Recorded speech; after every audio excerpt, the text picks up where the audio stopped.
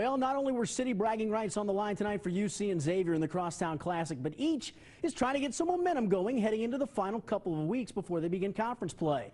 It's a game fans in the Queen City look forward to every year, but with the future of the game, from where it's going to be played to even if it's going to be played still in the air, this game could be extra special. LaSalle grad Mick Cronin hooking up with St. X grad Chris Mack to add to the local flavor. UC was cold from the field early and Xavier took advantage. Miles Davis with the three gave the Musketeers a 22-10 lead.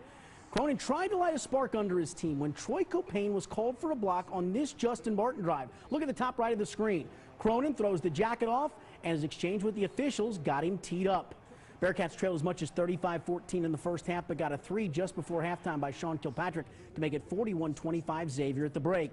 UC pulled within 48-38 in the second half, but Samaje Kristen with the triple, and moments later, because that went so well, he fires home another three ball. Xavier 11 of 16 from beyond the arc in the game. Martin led Xavier with 17 points as the Musketeers won it easily, 64-47. And for more on the Crosstown Classic, Brad Underwood joins us live at US Bank Arena. Brad?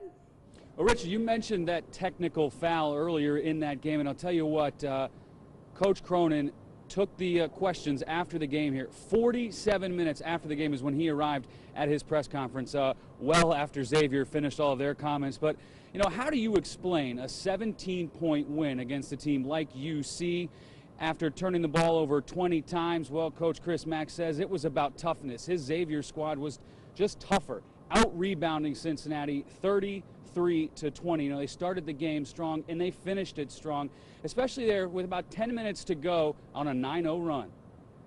They displayed a lot of grit, a lot of toughness. It's such an exhausting game, you know, win or lose, the preparation going into it, and I thought from the opening tip to the end of the game, I thought we were the tougher team, and that's not always easy to do when you play Cincinnati. And Justin Martin also had a huge game, as well as the big fella Matt Steinbach, but also coming up big in the paint. And again, mentioning 20 turnovers, but still winning by 17. And a side note here, no team, we're talking about UC more specifically, they haven't won this game, this Crosstown Classic, back-to-back years since 1996. Richard? Brad, thanks very much. And you know, it gets no easier for the Bearcats as they host 10-0 Pitt on Tuesday, while Xavier will be at Alabama a week from tonight.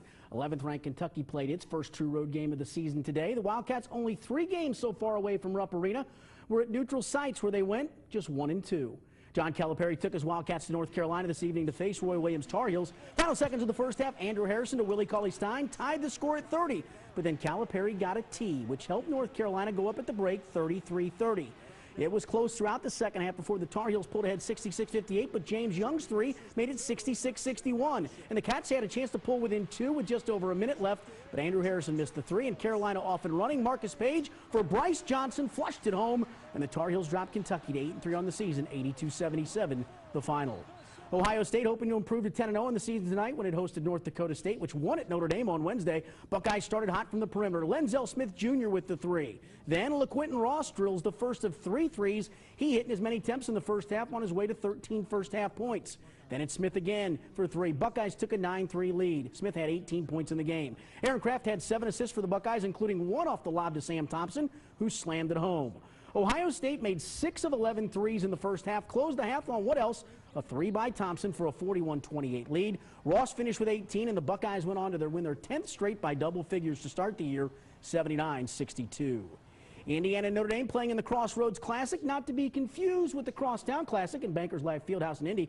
Notre Dame led as much 35-22 in the first half, but Evan Gordon's 3 from the corner got IU within 47-45 early in the second. Then Kevin Holloway with the dish to Noah Vanley, who flushed it home to tie the score at 49. Notre Dame kept taking the lead throughout the second half, but the Hoosiers kept coming back. Yogi Ferrell's 3 cuts the Irish advantage to 71-69 with 2:47 left. But with 90 seconds remaining, Eric Atkins to Jerry and Grant to a cutting Atkins for the layup. And Notre Dame, which lost at home to North Dakota State Wednesday, went on to win it 79-72. Hoping to repeat tonight as the Heisman Trophy winner, but the honor instead went to Florida State redshirt freshman quarterback Jameis Winston. He was running the Seminole Scout team a year ago at this time, but this season passed for a freshman record 3,820 yards and 38 touchdowns, and leading Florida State to the national championship game.